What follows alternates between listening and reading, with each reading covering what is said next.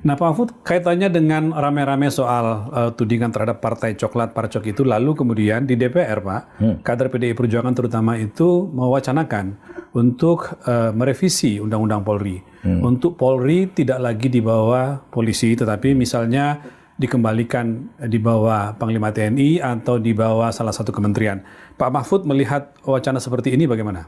Itu sudah lama berkembang isu itu, bukan hanya sekarang, hampir setiap pemilu isu agar Polri itu berada di bawah sebuah kementerian itu muncul. Zaman saya Menhan di tahun 2001 itu sudah ada yang usul, karena dilepas dari Menhan, dilepas dari Menhankam waktu itu kan, ya, Menhankam, Menteri Pertahanan dan kan menjadi Menhan. Itu hanya koordinasinya dengan TNI, militer. Nah, Polri waktu itu langsung ke Presiden. Dan itu sudah dengan pertimbangan politik yang pada waktu itu dianggap matang. Karena begini, dulu kan polisi itu kan di bawah TNI ya. Bahkan anak bawang gitu.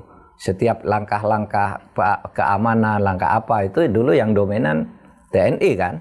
Polri enggak bisa berkutik, selalu disabot oleh TNI. Sehingga pada waktu itu orang mengatakan Polri ini harus disipilkan, gitu kan.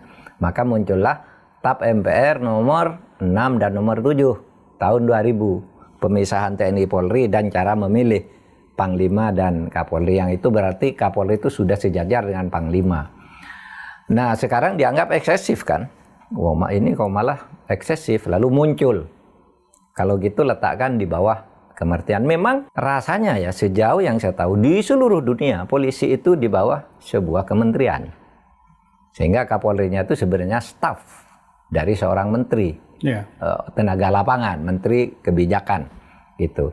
Tapi di Indonesia pada waktu itu dianggap yang cocok ya Polri sudah langsung aja ke Presiden biar tidak digunakan oleh partai, karena pada waktu itu pikirannya kementerian itu jatah partai, sehingga siapa partai apa yang menduduki sebuah kementerian dia akan mempengaruhi Polri.